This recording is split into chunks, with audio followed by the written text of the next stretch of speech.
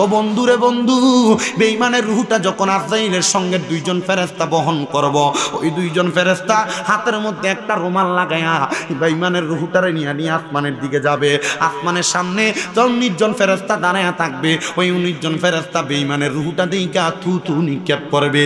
এবার দুইজন ফেরেশতা জিজ্ঞাসা করবে, রে 19 জন ফেরেশতা, তোমরা কেন বেঈমানের দিকে ফিরা ফিরা থুতু নিক্ষেপ করো? ওই 19 জন বলবে, তোমরা নাকের মধ্যে কাপড় দিছো কেন? ওই কারণটাই তো সেই কারণ। বলে, কারণ কি?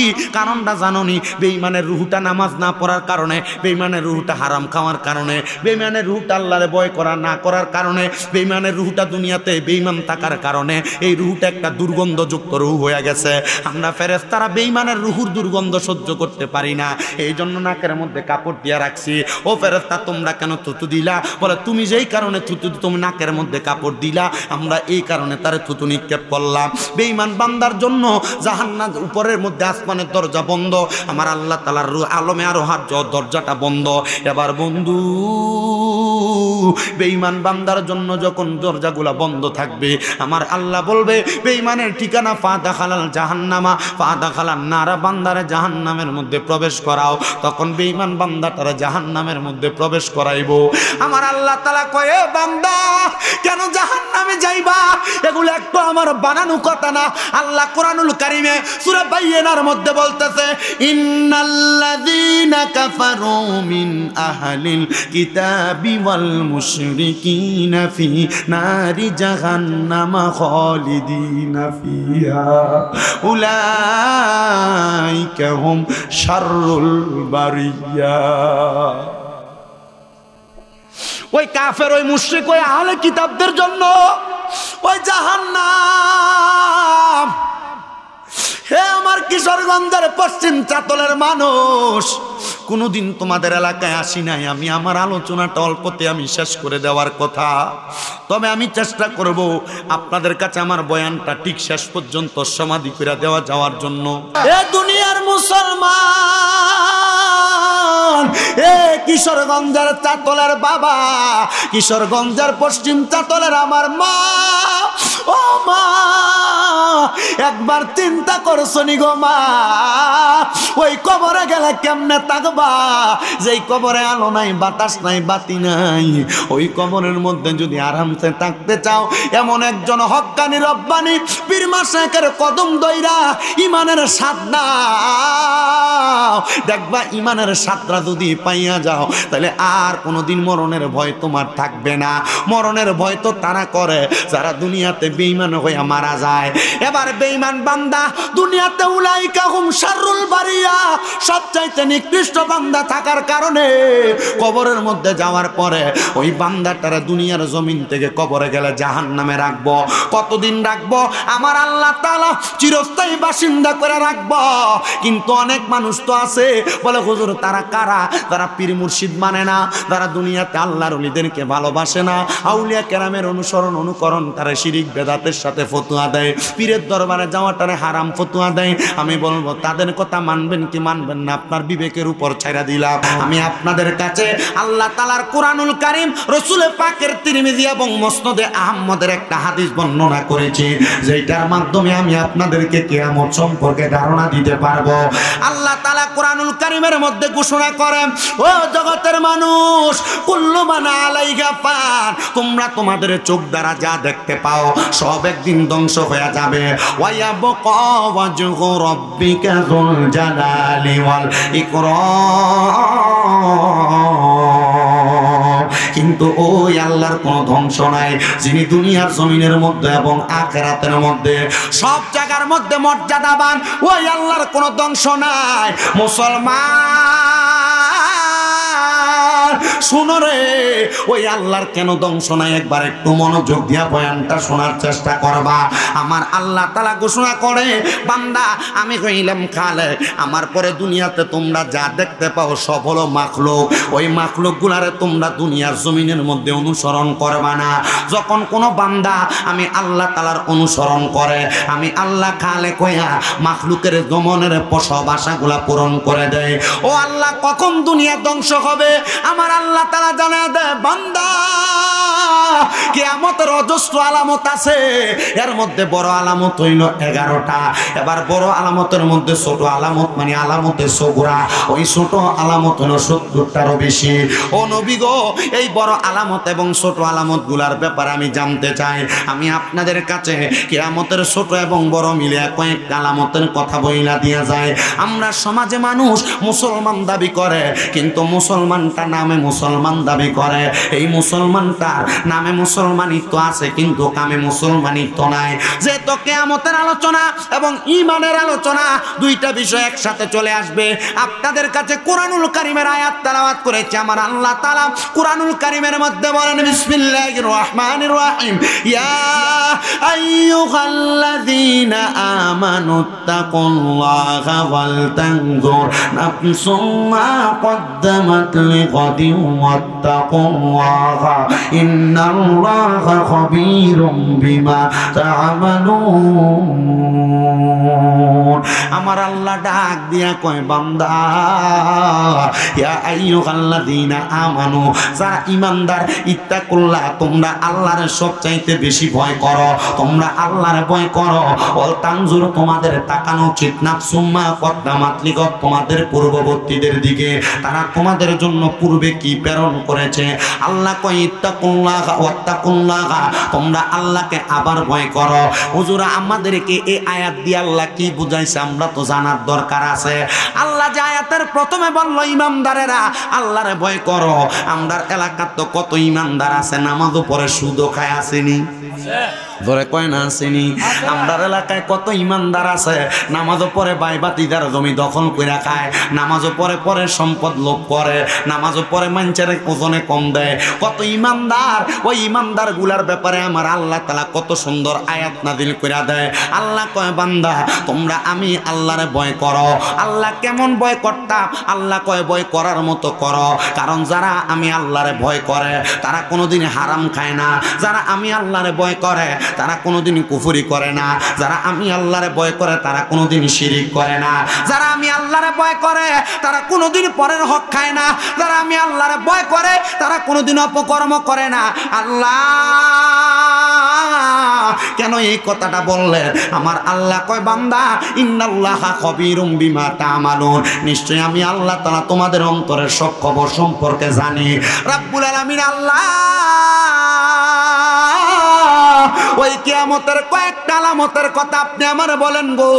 আমার আল্লাহ তাআলা ঘোষণা করে, বান্দা বড় বড় আলামতের মধ্যে একটা আলামত হইল কিয়ামতের পূর্বে এমন একটা অবস্থা হয়ে যাবে, পূর্ব দিক থেকে খাটো খাটো কিছু লোক আগমন করবে যারা আল্লাহ তাআলার কাবা ঘরটারে ভাঙ্গার জন্য যাবে।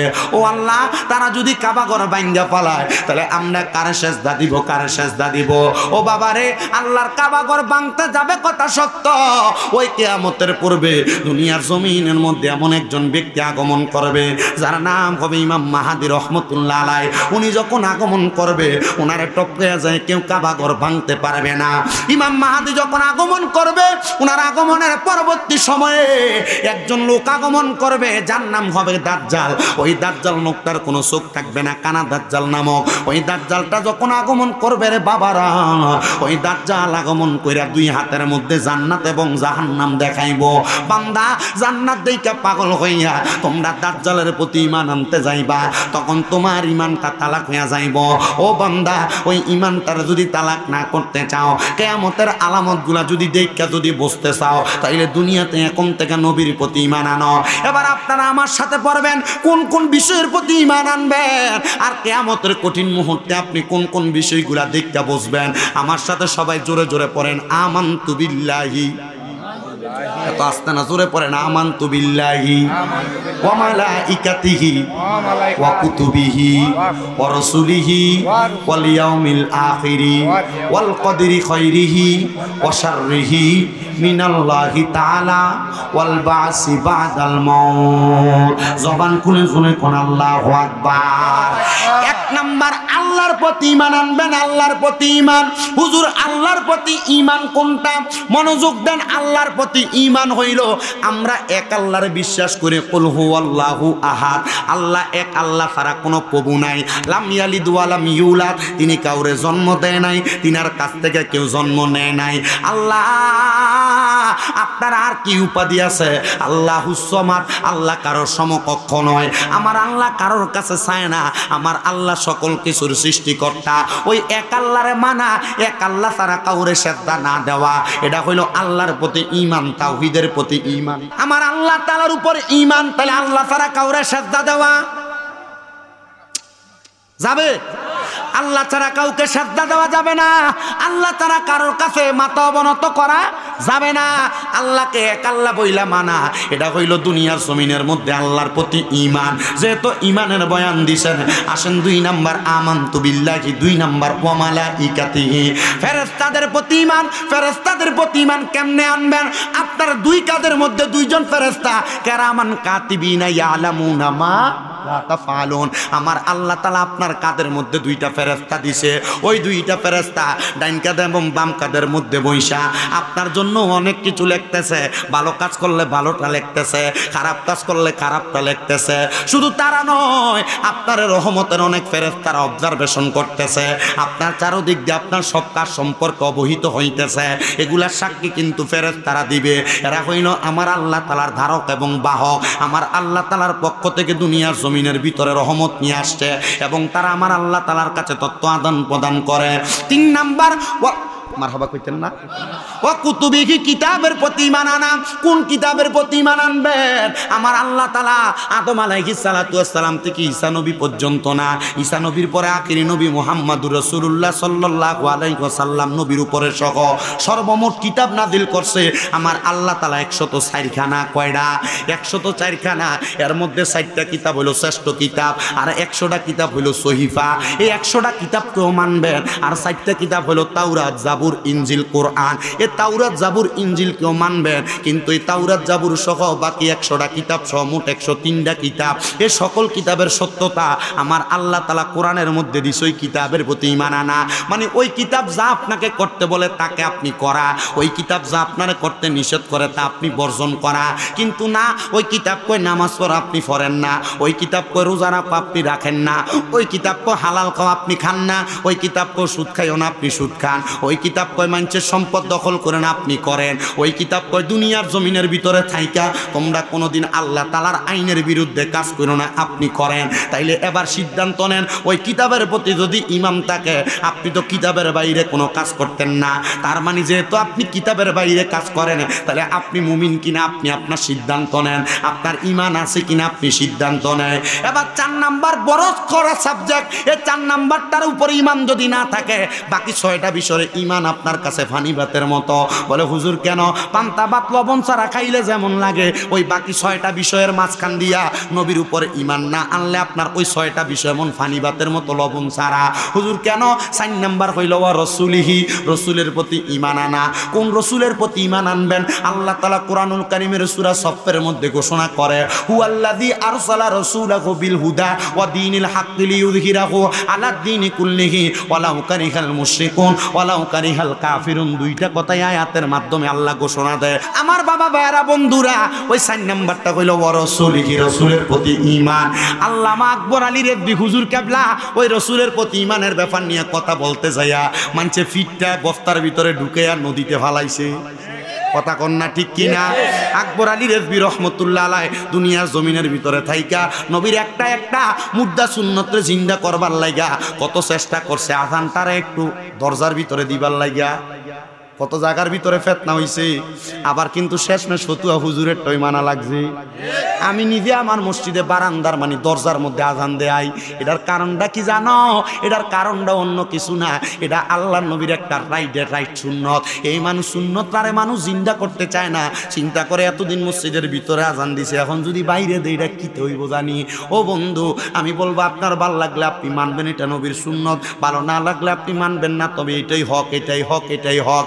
মুসলমান ইমানদার ওই রসুলের প্রতি ঈমান আনবেন। কোন রসুল? এবার আমার আল্লাহ তাআলা কুরআনুল কারীমে কয় হুয়াল্লাযী আরসালা রাসূলাহু বিল হাক্কি লিইয়ুযহিরাহু আলাদ-দীনি কুল্লিহি ওয়ালাউ কারিহাল মুশরিকুন। আল্লাহু আকবার। জবানটা খুলে কোন আল্লাহু আকবার। এ মহিলারা, ইমানটা কি এতদিন তো জানো নাই, এতদিন বুঝো নাই। যদি বুঝা থাকো আজকে ইমানদার ব্যাপারে আর একটু ভালো করে বোঝার চেষ্টা করো। ওই রাসূলের প্রতি ইমান কেন? আমার রাসূল সাল্লাল্লাহু আলাইহি সাল্লামের ব্যাপারে আল্লাহ তাআলা কুরআনুল কারীমের মধ্যে বলতেছেন হুয়াল্লাযী, আর যারা আরসালা রাসূলাহু, ওই রাসূল প্রেরণ হওয়ার পরে বিল হুদা, সত্যদর হেদায়েতের বাণী নিয়া, ওয়া দীনিল হাক্কি, সত্য ধর্ম নিয়া, দুইটা জিনিস নিয়া রাসূল আসছে। এক নাম্বার হেদায়েতের বাণী, দুই নাম্বার সত্য ধর্ম নিয়া। লিইয়ুযহিরাহু আলাদ-দীনি কুল্লিহি, এই ধর্মটাকে প্রচার প্রসার করার জন্য, পরিপূর্ণতা দেওয়ার জন্য যখন তিনি এটা প্রকাশ্যভাবে প্রচার করা শুরু করলেন, ওয়ালাউ কারিহাল মুশরিকুন, এরা এদের মুখের ফু দিয়া বিআফওয়াহিহিম ওয়াল্লাহু মুতিম্মু নূরিহি ওয়ালাউ কারিহাল কাফিরুন, কাফের মুশরিক বেঈমানরা তাদের মুখের তুতু দিয়া ওই রাসূলের নূরটারে নিভিয়ে দিতে চাইছে। রাসূলরে কত আঘাত করছে। মক্কা শরীফের প্রান্তরে আমার রাসূল নামাজ আদায় করছে, রাসূলের পিঠ মুবারকের উপরে পচা উটের নাড়ি বুড়ি দিয়া গেছে, দিয়া দিছে। আমার রাসূল ইসলাম ধর্মের দাওয়াত দিতে যায়, আমার রাসূলরে পেছন দিয়া মারার জন্য দারুন নদুয়া নামক সংগঠন করে নবীরে মারবার লাগা সংগঠন করছে। কিন্তু না না না, ওই রাসূলরে কেন আমরা মানব, ওই রাসূলরে কেন আমরা গ্রহণ করব? কারণ আদম থেকে ঈসা নবী পর্যন্ত যত ধর্ম নিয়ে আসছে গো, আমার রাসূল যখন ইসলাম ধর্মের প্রচার দেয় আল্লাহ ঘোষণা করছে ইন্নাদ দীনা ইনদাল্লাহিল ইসলাম, নিশ্চয় শান্তির ধর্ম ইসলাম। আল ইসলামু দীনুন কামিলুন, নিশ্চয় পরিপূর্ণ জীবন ব্যবস্থা ইসলাম। আমার রাসূলের উপরে আমার আল্লাহ তাআলা ইসলামের দায়িত্বটা দিয়া কই রাসূল আপনি মানুষকে ইসলাম দ্বারা পরিপূর্ণভাবে বুঝাইয়া দেন। আমার মুসলমানের দল, ও নবীর উম্মতের দল, কোন ইসলাম পাইলা? কার জন্য ইসলাম পাইলা? কোন নবীর কারণে ইসলাম পাইলা? আদম নবী তো 5 ওয়াক্ত নামাজ পড়ে নাই, ঈসা নবী তো 5 ওয়াক্ত নামাজ পড়ে নাই, নূহ নবী তো 5 ওয়াক্ত নামাজ পড়ে নাই, হযরতে মুসা নবী তো 5 ওয়াক্ত নামাজ পড়ে নাই। বলে হুজুর তাহলে তারা 5 ওয়াক্ত নামাজ পড়লো না, আল্লাহ কিনলে গামদারে 5 ওয়াক্ত নামাজ দিল? আর নামাজ তো 5 ওয়াক্ত দেয় নাই রে, 5 ওয়াক্ত দেয় নাই। আমার আল্লাহ আমার নবীরে মোহাব্বত করে 50 ওয়াক্ত নামাজ দিছিল। আমার আল্লাহ তাআলার নবী, রহমতের নবীজি, কামলিওয়ালা নবীজি, উম্মতের কষ্ট হয়ে যাবে বিদায় 9 বার আমার আল্লাহর কাছে যাইয়া 5 ওয়াক্ত করে কমাইয়া 5 ওয়াক্ত 50 ওয়াক্তরে 5 ওয়াক্তর মধ্যে আনছে।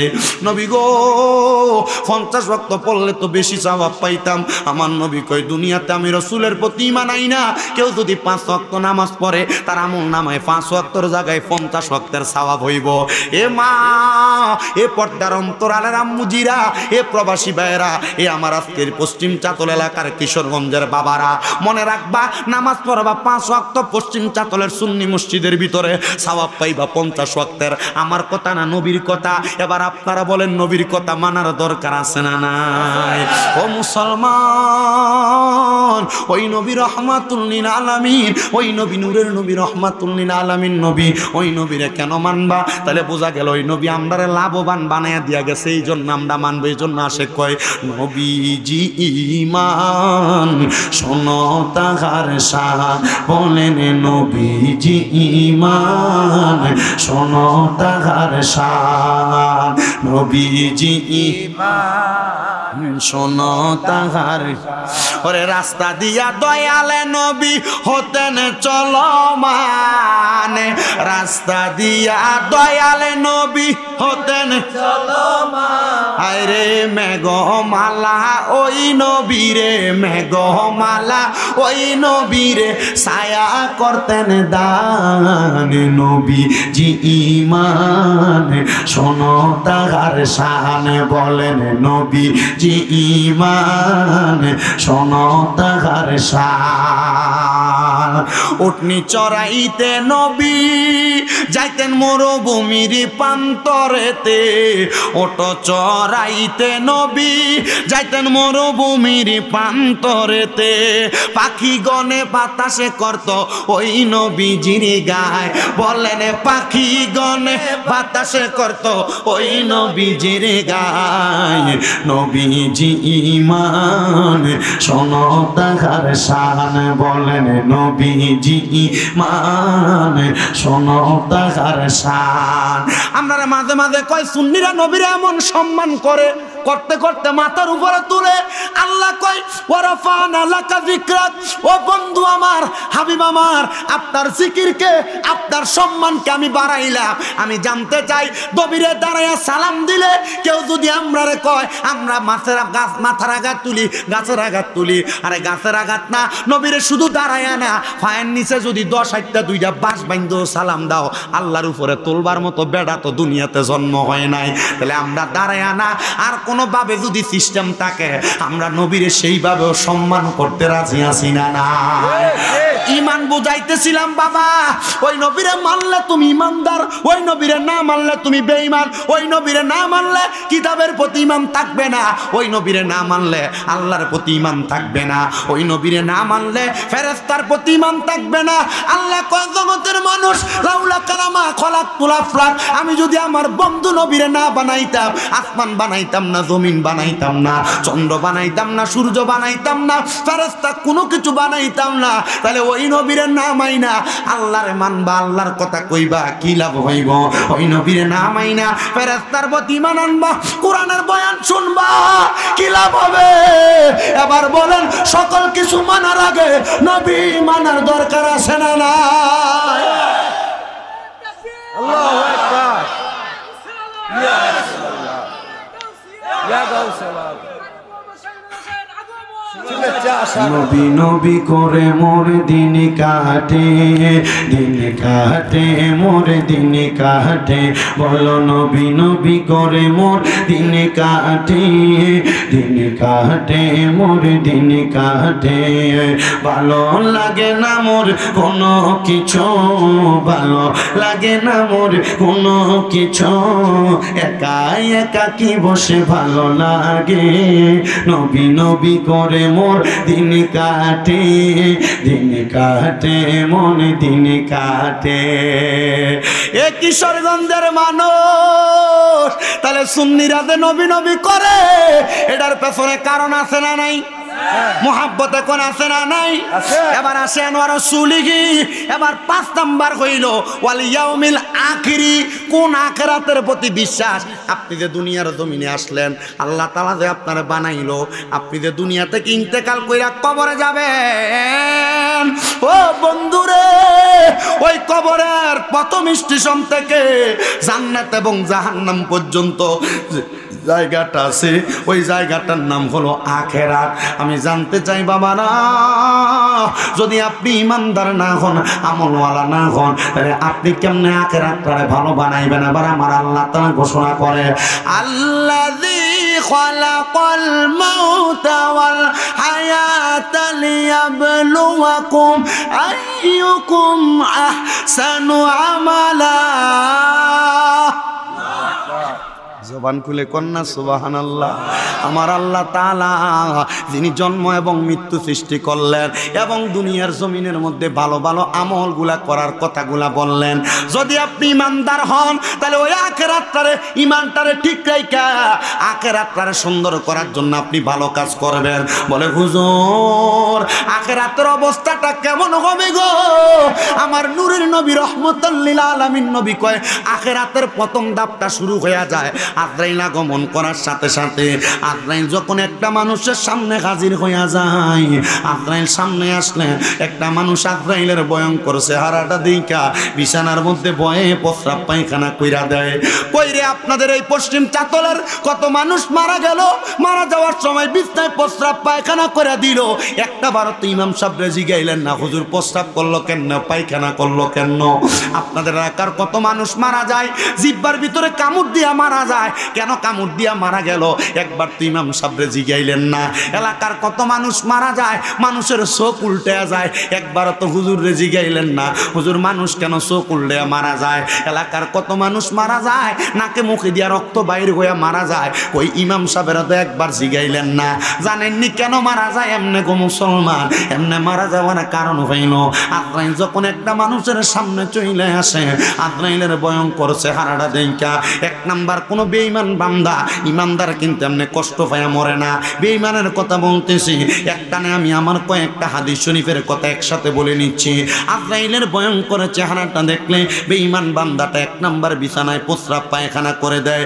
2 নাম্বার, আজরাইল যখন সামনে আসে, আজরাইলের সঙ্গে বান্দা কথা বলার চেষ্টা করে, আজরাইল আমার আরেকটু সুযোগ দাও। তখন বান্দা কথা বলার চেষ্টা করলে তার জিহ্বাটা 2টা গালের চোয়ালের মাঝখানে আটকায়া যায়। এবার বান্দা চোখের ইশারা দিয়া আজরাইলকে বুঝাইবার চেষ্টা করে, তখন বান্দার চোখগুলা উল্টে যায়। ও মুসলমান, এবার আজরাইল যখন বান্দার বুকটার ভিতরে হাত রাখে, ওই বান্দা বুকের মধ্যে হাতটা রাখলে হাতের প্রেসারটা সহ্য করতে না পাইরা বান্দার গাড়ের রগগুলা, হাতের রগগুলা, পায়ের রগগুলা, সাহা রগগুলা টাস টাস করে ছিঁড়া যায়। তখন বান্দা ওই রগগুলা ছিঁড়া যাওয়ার কারণে রক্তগুলা চলাচল করতে পারে না। তখন বান্দার রক্তগুলা নাক আর মুখ দিয়া বের হয়ে যায়। ও আল্লাহ, এমন কষ্ট পায় তো মরতে চাই না।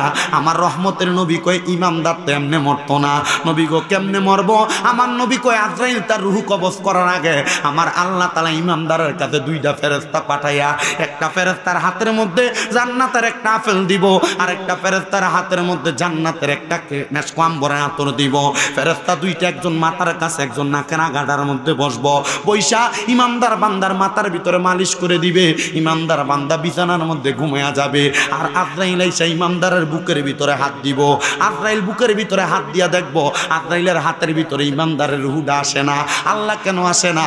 এবার ওই ইমানদারের বুক থেকে আওয়াজ দিব, আজরাইল কেন আসি না জানো? কেন আসি না জানো রে আজরাইল? বলে কেন আসেন না, কেন আসেন না? বলে না আসার কারণ হইল এই বুকের মধ্যে ইমানদারের আল্লাহ রাসূলের ভালোবাসা মুহাব্বত আছে, এই জন্য ইমানদারের বুক দিয়ে তুমি রূহ কবজ করতে পারবে না।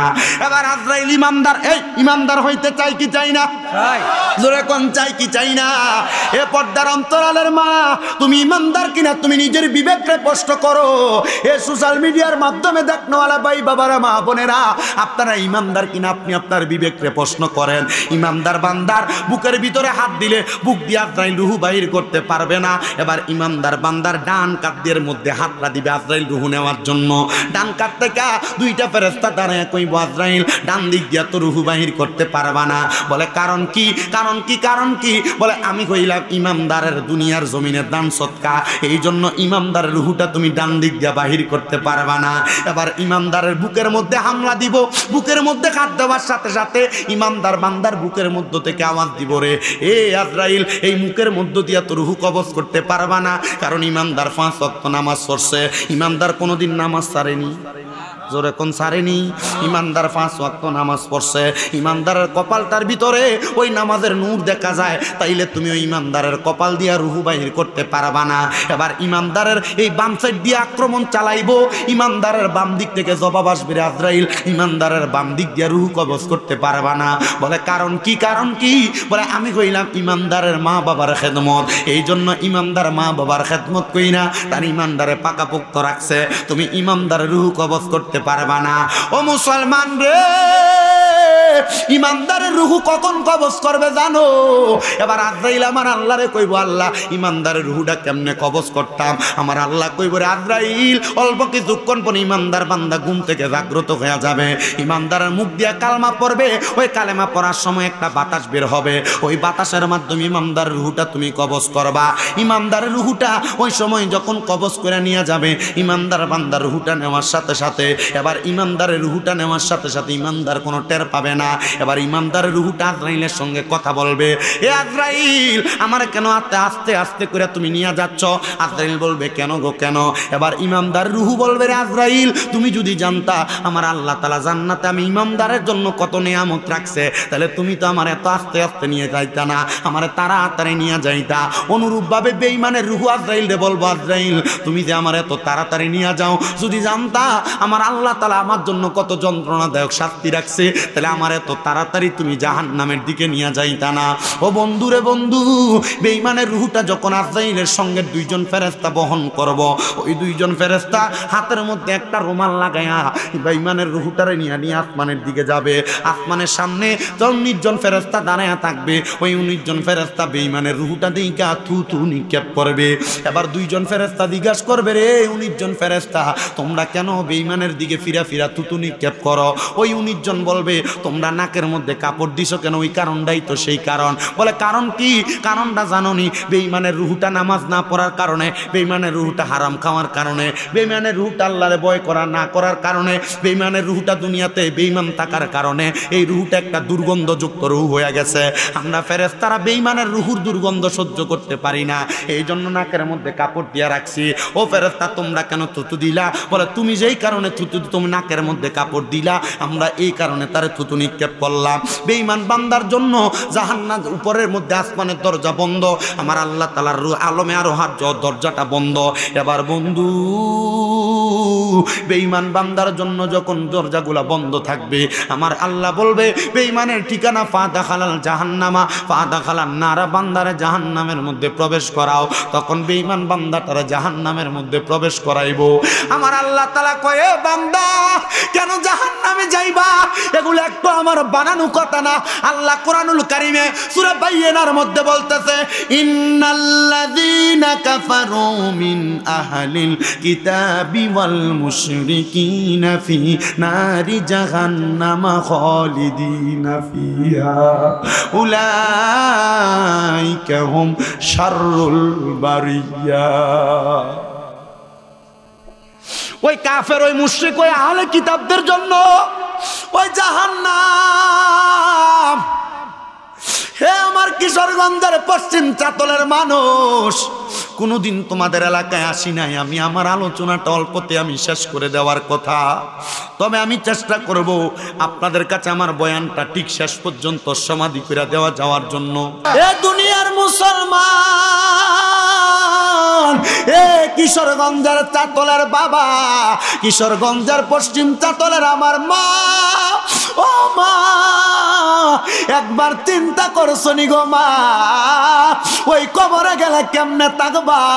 যেই কবরে আলো নাই, বাতাস নাই, বাতি নাই, ওই কবরের মধ্যে যদি আরামসে থাকতে চাও, এমন একজন হক্কানি রব্বানি পীর মাশায়েখের কদম দইরা ইমানের স্বাদ নাও, দেখবা ইমানের স্বাদটা যদি পাইয়া যাও তাহলে আর কোনোদিন মরণের ভয় তোমার থাকবে না।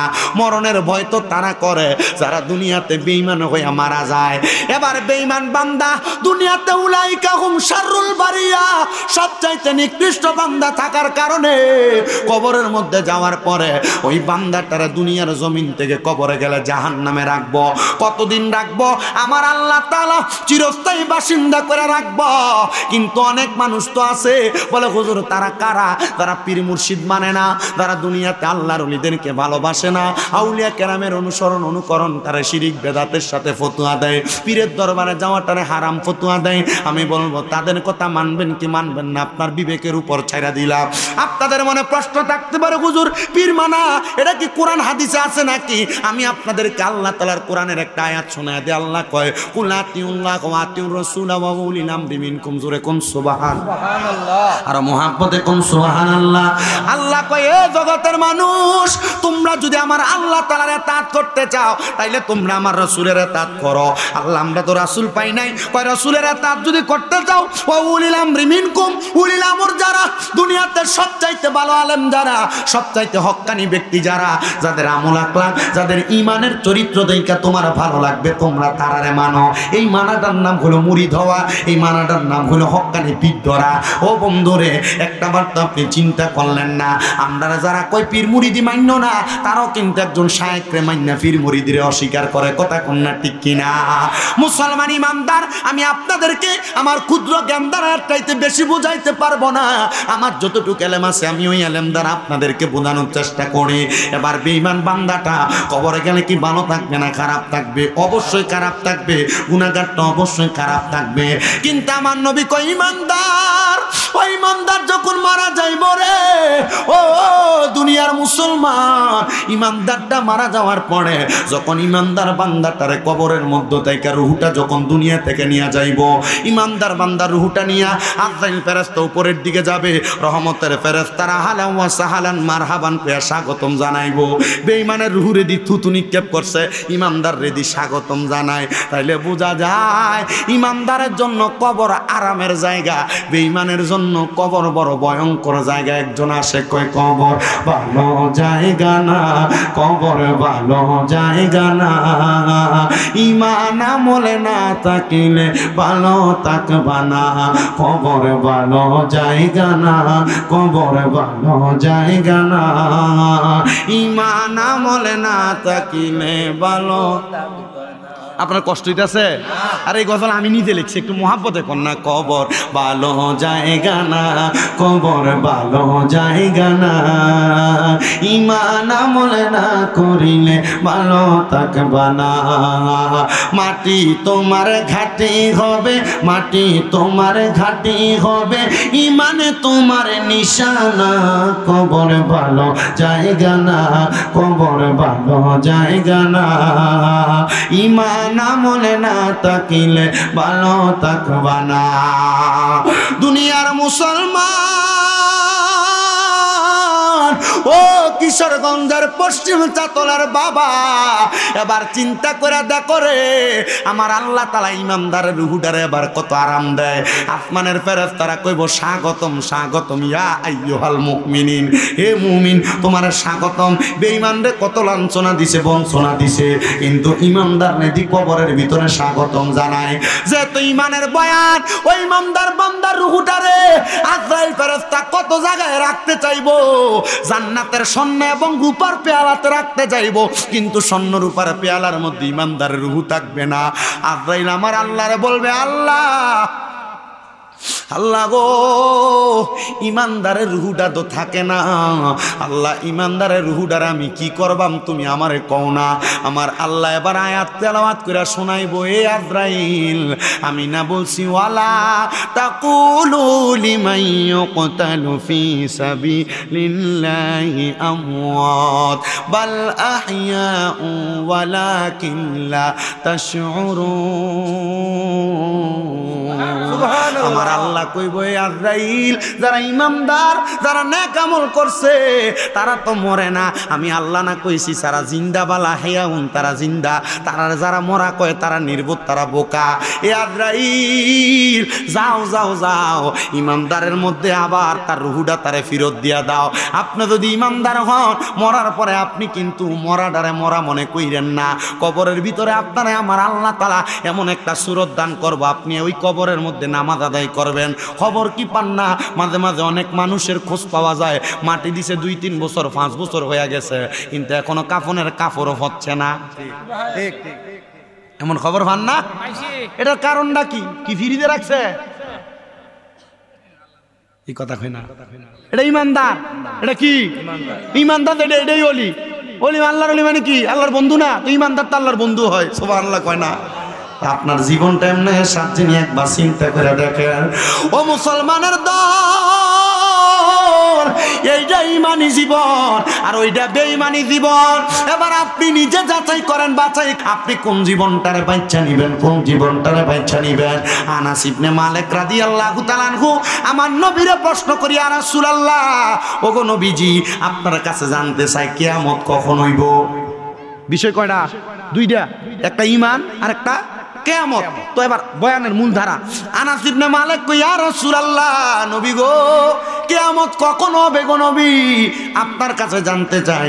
আমার নূরের নবী ডাক দিয়া কই, আনাস কিয়ামতের জন্য তুমি কি রেডি করছো? আমরা এলাকার বেডারা বিয়া করলে শ্বশুর বাড়িতে যাওয়ার সময় মিষ্টি কিনে, কি কিনে না? পান সুপারি কিনে নি। ও বন্ধু কিনে কেন? কারণ জামাই দিয়ে তো শ্বশুর বাড়িতে যাইবো, ইজ্জতের একটা ব্যাপার। আমার নবী আনাস ইবনে মালিক রে কয়, আনাস ইবনে মালিক কিয়ামতের প্রশ্ন যে তুমি করলা, আনাস ইবনে মালিক কিয়ামতের জন্য তুমি কি রেডি করছো? বিদেশ যে যাইবা, বিদেশ যাওয়ার জন্য পাসপোর্ট আসেনি, বিদেশ যে যাইবা ভিসা আসেনি, বিদেশ যে যাইবা ওই বিদেশে যাই চলবা, তোমার মালিকে তোমার যাওয়ার জন্য ওই দেশের আকামার রিটার্ন টিকিটটা অথবা ওই দেশের কোনো কনফার্মেশন লেটার দিছেনি।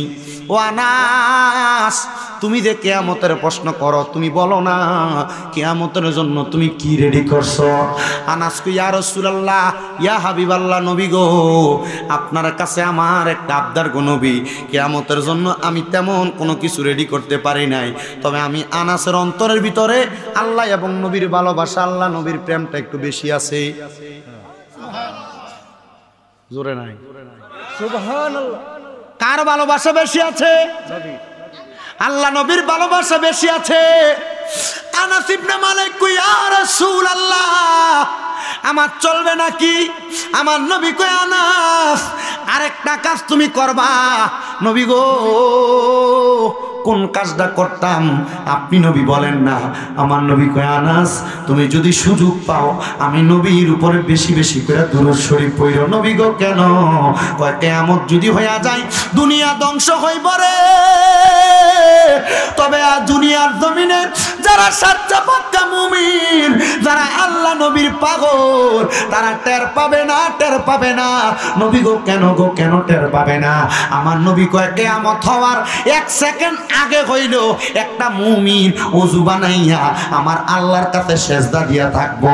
দুনিয়ার মাঝে কিয়ামত হইয়া যাইব, মুমিন সেজদা থেকে মাথা উঠাইয়া দেখবো মুমিনটা জান্নাতের ভিতরে। মুমিন জিগাইব আল্লাহ ও আল্লাহ গো আপনার কাছে আমি জানতে চাই, আমি তো জান্নাতে এই জায়গায় থাকার কথা না, আমি সেজদা দিছিলাম এই করিম কিশোরগঞ্জের এই পশ্চিম চাতলের মসজিদের ভিতরে, আমি এত সুন্দর জায়গায় এলাম কেমনে? ফেরেশতারা কইব এরে বান্দা শোনো শোনো শোনো, কিয়ামত হয়ে গেছে, ইমাম থাকার কারণে তোমাকে আমার আল্লাহ তাআলা কিয়ামতের পরে জান্নাত দান করে দিছে। আনাস ইবনে মালিক ডাক দিয়া কই ইয়া রাসূলুল্লাহ নবী গো ও দয়ার নবী মায়ার নবী রাহমাতুল লিল আলামিন নবীজি আপনার কাছে জানতে চাই কোন আমলের কথা আপনি আমি আনাসরে বলবেন। আমার নবী কয় আনাস তুমি যখনই সুযোগ পাইবা আমি নবীর প্রতি দুরূদ শরীফ আদায় করবা। আনাস ইবনে মালিক কয় ঠিক আছে, আমি আমার পুরাটা দিনরে 4 ভাগ করলাম নবীজি, 24 ঘন্টার 4 ভাগ করলাম। আমার নবী কয় আনাস 4 ভাগ কইরা কি করবা? আনাস কয় ইয়া রাসূলুল্লাহ 4 ভাগের মধ্য থেকে একটা অংশ আপনি নবীর দুরূদ পড়ে আমি আমার সময় কাটায় দিব। আমার নবী কয় আনাস রে আনাস আলহামদুলিল্লাহ, তবে তুমি যদি এর চাইতে বেশি পড়তে পারো আরো ভালো। আনাস কয় নবী গো তাহলে 2 ভাগ করে অর্ধেক আপনার দুরূদ পড়ব, অর্ধেক সময় আমি কাটায় দিব আমার দুনিয়ার কাজে। আমার নবী কয় আলহামদুলিল্লাহ, যদি এর চাইতে বেশি পারো তাহলে তুমি আনাস আমি নবীর সাথে জান্নাতে থাকবা। আনাস কয় ইয়া রাসূলুল্লাহ নবী গো তাহলে আমি আমার দুনিয়ার জিন্দেগির পুরাটা সময় আপনি নবীর উপর দুরূদ পড়া কাটায় দেব। আমার নবী কয় কিয়ামত না দুনিয়ার কোন শক্তি তুমি আনাসকে দুনিয়াতে ভয় দেখাইতে পারবে না, আখিরাতেও ভয় দেখাইতে পারবে না। আনাস ইবনে মালিক কয় ইয়া রাসূলুল্লাহ নবী গো তাইলে আপনি আপনার দলে আমার অন্তর্ভুক্ত করেন না। এ মুসলমান এই দুনিয়ার সব বড় বড় পাহাড়গুলা তুলার মতো উঠতে থাকবে, আসমানের তারকাগুলা নিচের দিকে পড়তে থাকবে।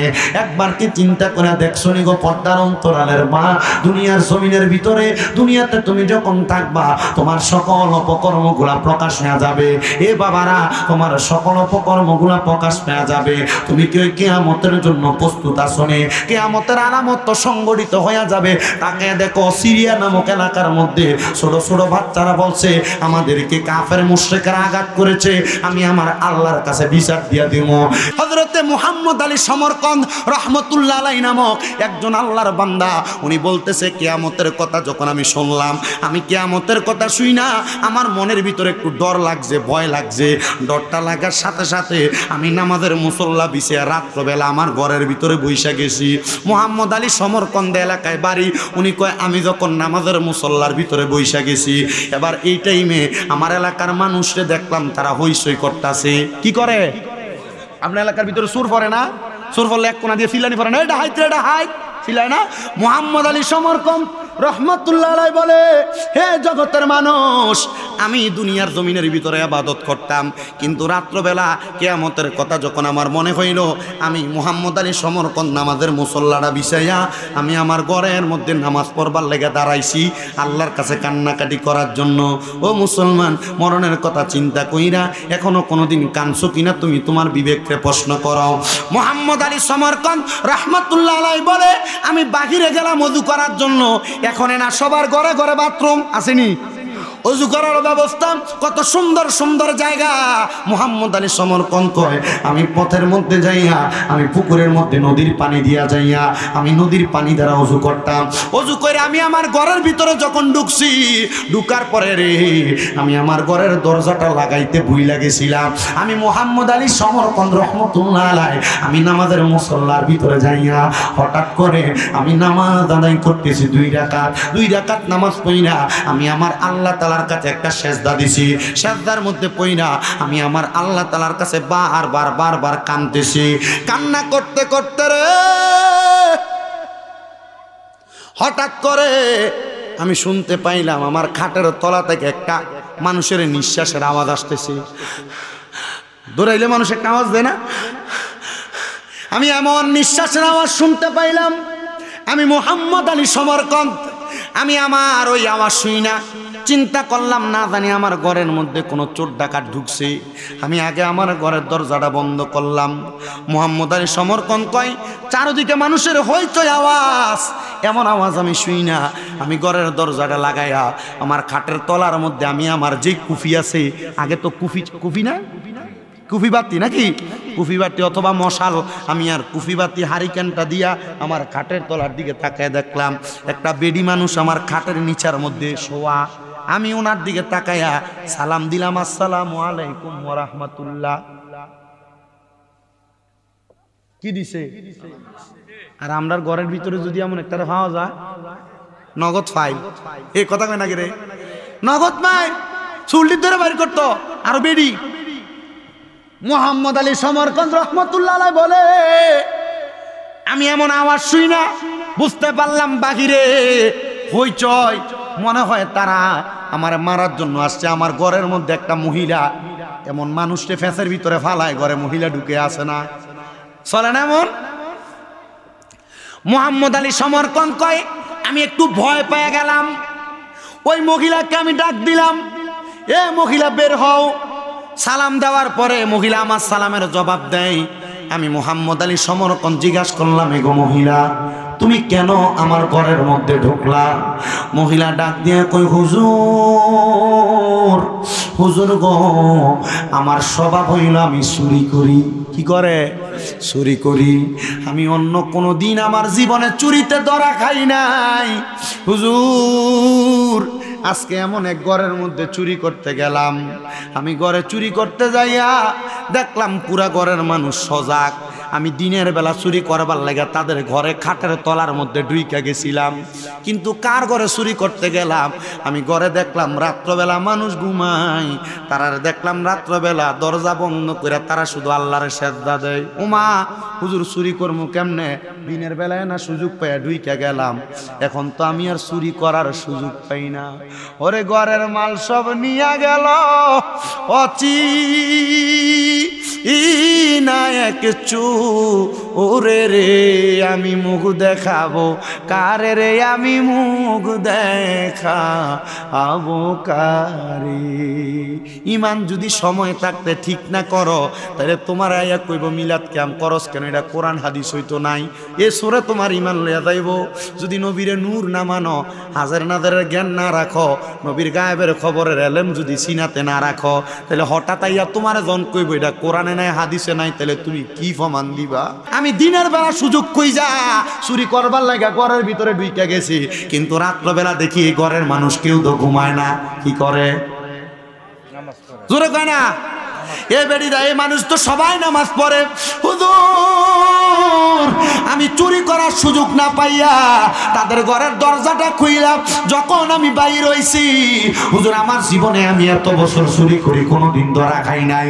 হুজুর গো আজকে যদি আমি ধরা খাইয়া যাই, আমি দৌড়াইছি আর দৌড়াইতে দৌড়াইতে বলছি আল্লাহ তুমি যদি আজকের মতো আমারে বাঁচায়া দাও, আজকের মতো আমারে বাঁচায়া দাও, তাহলে আমি আর কোনোদিন চুরি করতাম না। হুজুর এখন যদি ওই এলাকার মানুষ আমারে পাইয়া যায়, আমি বাইর হওয়ার সময় তারা টের পায়ে চিল্লাইতেছে চোর চোর বইলা, তাহলে তারা আমারে মারবে, আমার আঘাত করবে, আমি চোর হিসেবে মানুষকে মুখ দেখাইতে পারবো না। এ হুজুর আপনি যদি আমার এখন তাদের সামনে নিয়ে যায়, তারা আমারে আঘাত করবে। হুজুর আপনি বলেন না, বলেন না আমার মানে কি আপনি এখন এদের হাতে তুইলা দিবেন না, আপনি আমারে লুকায়া রাখবেন? হুজুর কয় না, মহিলা যাদের ঘরে চুরি করতে গেছো চোর হিসেবে তার কাছে মাপ না নিলে আমার আল্লাহ তোমারে মাফ করতো না। হুজুর কয় মহিলা বের হও, বের হও, তবে তুমি ওয়াদা করো তারা যদি তোমারে মাফ করে দেয় তুমি আমার কাছে বলো তুমি তওবা করে এখন থেকে আর চুরি করবা না। মহিলা কই হুজুর ওয়াদা দিলাম, তবে মাফ চাই আপনি আমারে তারার কাছে নিয়েন না, তারার কাছে যদি নিয়ে দেন তাহলে তারা আমার মারধর করবে। হুজুর আমি তো বললাম আর কোনোদিন চুরি করতাম না। হুজুর কই না না না, মাফ চাইলো, মাফ চাইলো, এর আগে তো অনেক চুরি করছো, আগে তারার কাছে মাফ চাইবা তারপরে আল্লাহর কাছে মাফ চাইবা। আপনি কাউরে ওজনে কম দিছেন, ভাই মারা যাওয়ার পরে বাতিজারের সম্পদ কম দিছেন, মা বাপ মারা যাওয়ার পরে বোনের সম্পত্তি বুঝাই দিছেন না, আপনি ভাই বোনের থেকে মাপ লইলেন না, আপনি আপনার ভাই বাতিজার থেকে মাপ লইছেন না, মানুষের ওজনে কম দিয়া মাপ লইছেন না। আল্লাহর কসম আল্লাহর কাছে সারা জীবন কপাল ঠেকাইয়া কাঁদলে আমার আল্লাহ মাফ করবে না। ওরে বিচার হবে কর্ময় অনুসারে, কঠিন হাসরে বিচার হবে কর্ময় অনুসারে। এবার আল্লাহর ওলিদের মনটা হইল সরল মন। কি মন? সরল। আল্লাহর ওলিরা যে কোনো কথার তালে গইলা জায়গা, কারণ তারা দুনিয়াতে দুনিয়ার মানুষের কথা শোনে না, তারা আমার আল্লাহরে ছাড়া কাউরেই তো ভয় পায় না। মারহাবা, আর জোরে কন্যা মারহাবা। মুহাম্মদ আলী সমরকন কয় মা তুমি তওবা করো, তারার কাছে মাপ চাওয়ার পরে তুমি আমার কাছে আইয়া তওবা কইরা তুমি আর কোনোদিন চুরি করতে না। মায়া কই হুজুর আমি তওবা কইরা মামনের কাছে আপনি আমারে তারার কাছে নিয়েন না। এবার আল্লাহর ওলি কয় না, তারা মাপ না করলে আল্লাহ মাফ করতো না, চলো। এবার এলাকার মানুষের সামনে দেয়, কই এই এলাকার মানুষ তোমরা চিল্লাও কেন? কই হুজুর আমরা এলাকার ভিতরে চোর পড়ছে। হুজুর সরল মনে কয় এই যে এই মহিলাটা চুরি করবার লেগে গেছে। এই আপনি না মহিলার কথা বলছি, মানে আপনি যে বুঝে আরে একটা ফেসে হয়ে যায়। আচ্ছা এবার দিয়ে কই আপনি তো রাগ করে নেবেন। বলতেছে এই মহিলাটা চুরি বোতল দিয়ে বসে আর কিতা কইরাম, এই মহিলাটা চুরি করতে আসছে, তোমরা তারে মাফ করে দাও। তো সুর যদি ধরা খায় এলাকার মনে করেন যেটা কোনোদিন মশাও মারে না, এটা সুর যে একটা মারে, কথা কয় না না। চোর চুরি করে অভাবে ফইরা, আবার অনেকে খাচ্ছতের কারণে চুরি করে। হযরত ওমর রাদিয়াল্লাহু তাআলা আনহুর নিয়ম ছিল এলাকাতে কোনো মানুষ যদি চুরিদারি করতো তার আগে জিজ্ঞাসা চুরি করছস কেন, যদি কইতো অভাবের কারণে তাহলে তার মাফ করে দিত। ঠিক মারহাবা কয় না কেন? ওমর রাদিয়াল্লাহু তাআলা আনহু বলছে যদি কোনো এলাকার মধ্যে কোনো প্রজা যদি এলাকার ভিতর চুরি করে অভাবের কারণে, তাহলে ওই এলাকার বাদশার হাতটা ধরে কাটতে দাও। কারণ কি বলে, বাদশা ওই এলাকার মানুষের কাম দিতে পারে না, বিদায় হাতে চুরি করে। কি কথা কন না কেন?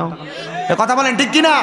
বাংলাদেশের সরকার যখন পতন হয়েছে আমি আল্লাহর কাছে দোয়া করছিলাম, আল্লাহ পতন যেহেতু হয়ে গেছে এখন তো নতুন একটা সরকার বয়বা, আল্লাহ এমন একটা লোক বয়ও বাংলা সংসদে যে আল্লাহর কোরআন দিয়া বাংলাদেশটা চালাইবো। কোরআন দিয়া বাংলাদেশ চালাইলে বেকার থাকতো না, দুর্নীতি থাকতো না, অন্যায় অত্যাচার থাকতো না, জুলুম থাকতো না।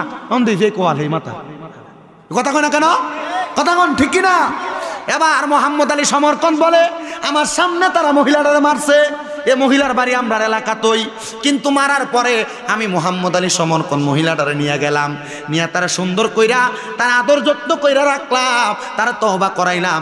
এবার এই মাইটটা খাওয়ার কারণে পরের দিন মহিলাটা ইন্তেকাল করছে। আমি পুরো এলাকায় খবর দিলাম, এলাকার মানুষ যে মহিলাটা চুরি করতে আসছিল এ মহিলাটা তো মারা গেছে, তোমরা তার জানাজার নামাজটা পড়বার লেগে আসো। আল্লাহর কসম আমি মোহাম্মদ আলী সমরকনদের দাওয়াতে একটা মানুষও তার জানাজার নামাজে আসে নাই। আমি একা একা তার জন্য দোয়া কইরা, কারণ একজনে তো ইমামতি হয় না, সর্বনিম্ন পেছনে একজন মানুষও দাঁড়ানো লাগে অথবা দুইজন মানুষ পেছনে দাঁড়ানো লাগে। উনি বলে আমার সামনে আর কেউ নাই, কেউ জানাজার নামাজে আসে না, আমি আবার একা একা তার লাশটা জানাজা ছাড়া দাফন করে দিছি। সবাই কয় এ মোহাম্মদ আলী সমরকন তোমার আমরা এতদিন ভালো জানতাম, ভালো আলেম মানতাম, কিন্তু তুমি দি একটা চোর মহিলার তুমি জানাজা পড়লা, চোর মহিলার কাফন দাফনের দায়িত্ব নিলা। মোহাম্মদ আলী সমরকন কয় এ জগতের মানুষ রে, আমার আল্লাহ তাআলা কারে কোন সময় কবুল করে এটার কোনো তো ঠিক নাই। তোমরা তার জানাজা পড়ছো না, ঠিক আছে, তোমরা চোখে সে অপরাধী, সে তো তোমরা আর মাইর খাওয়ার আগে আমার কাছে তওবা করছে, শুধু তোমরার কাছে মাফ চাইবার লাগি আইছে, তোমরা তারে মাফ করছো না, তোমরা তারে উল্টা ফিরাইয়া তার এখান থেকে দৌড়াইছ।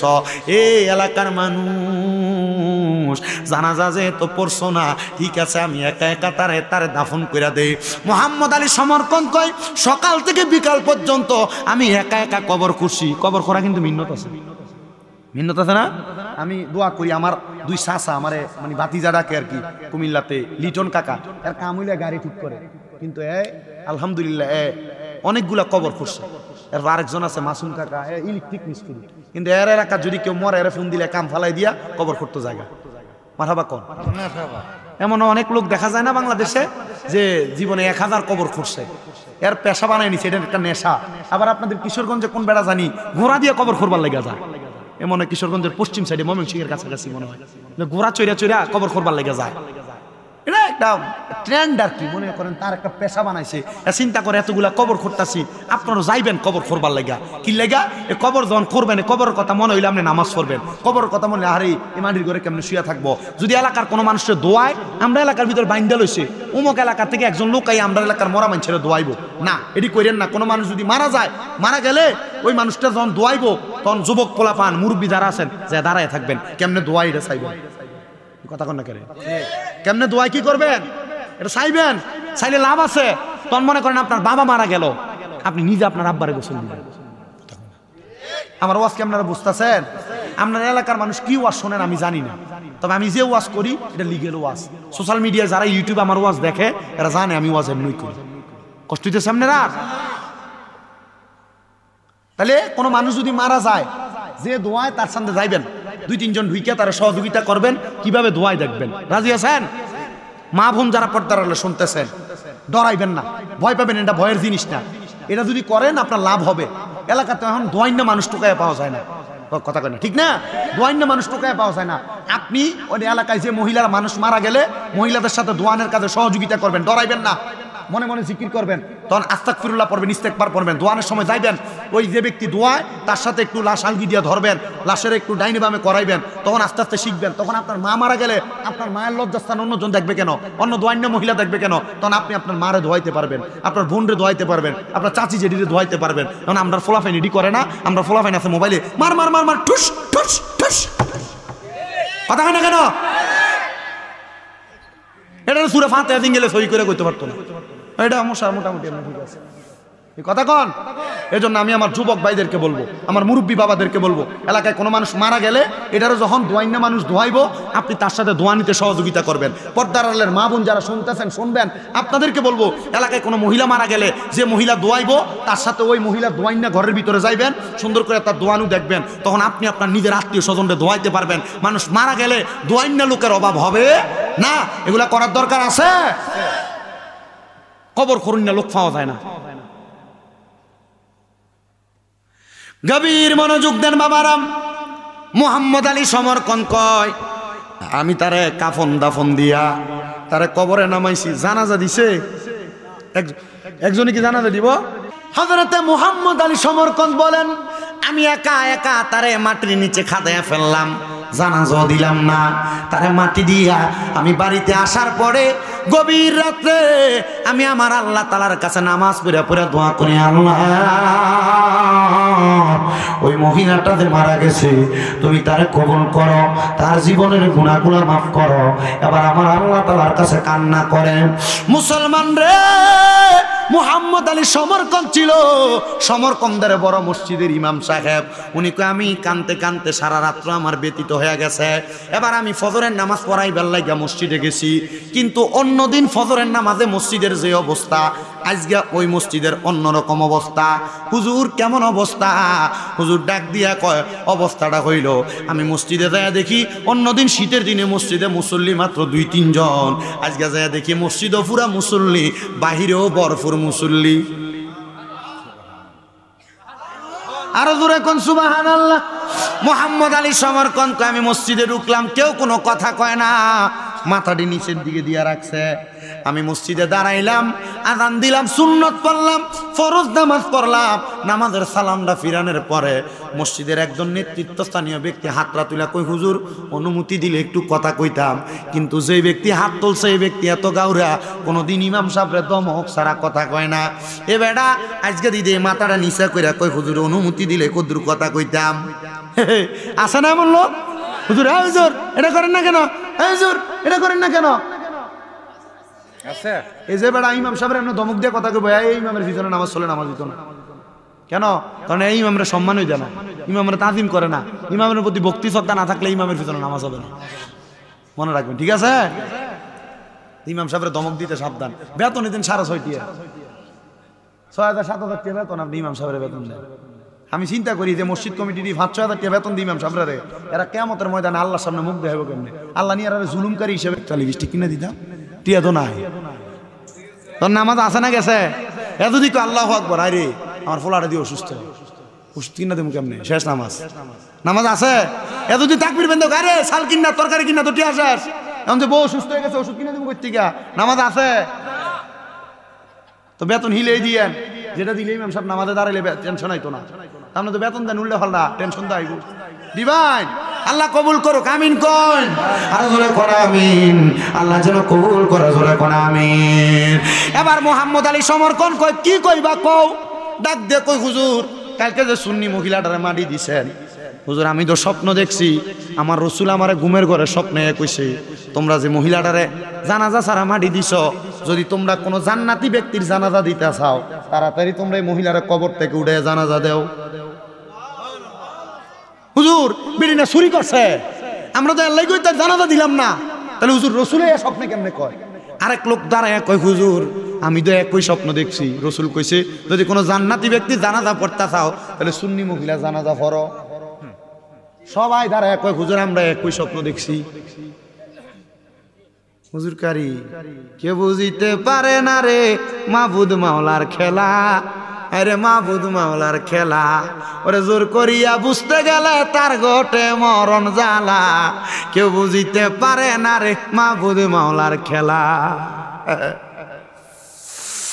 আমার বন্ধুরে ও মুসলমান, হুজুর কয় ওই লাশটারে আবার আমরা উঠাইছি, জানাজার নামাজ পড়াইছি।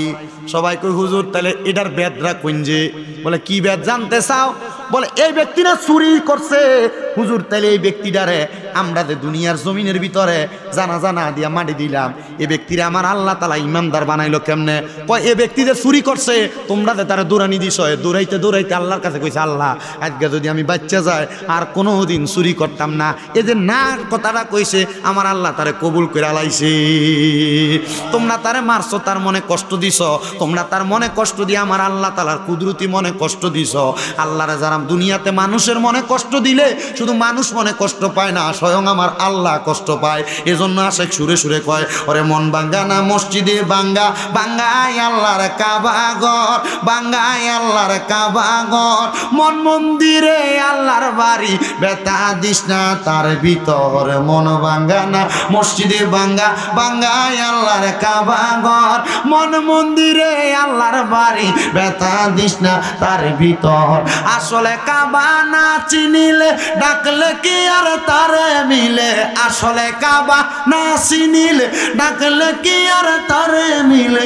নামাজে রোজা যাইবি ফলে, নামাজে রোজা যাইবি ফলে, বিথা আল্লাহু আকবার। মন ভাঙ্গা না মসজিদে ভাঙ্গা, ভাঙ্গায় আল্লাহর কাবা ঘর, ভাঙ্গায় আল্লাহর কাবা ঘর, মন মন্দিরে আল্লাহর বাড়ি, বেতা দিস না তার ভিতর। জোরে কোন মারহাবা। ওরে খুশি রাখতে মানুষের মন সাজাইলেন সাই বিশ্ব ভুবনে, খুশি রাখতে মানুষ সাজাই সাই বিশ্ব ভুবনে, খুশি রাখতে মানুষের মন সাজাইলেন সাই বিশ্ব ভুবন। ফেরেশতারা সেজদা করে, ফেরেশতারা সেজদা করে, মকরমে ফাইলান নতের ঘরে। মন ভাঙ্গা না মসজিদে ভাঙ্গা, ভাঙ্গায় আল্লাহর কাবা ঘর, ভাঙ্গায় আল্লাহর কাবা ঘর, মন মন্দিরে আল্লাহর বাড়ি, বেতা দিস না তার ভিতর। জোরে কোন সুবহানাল্লাহ।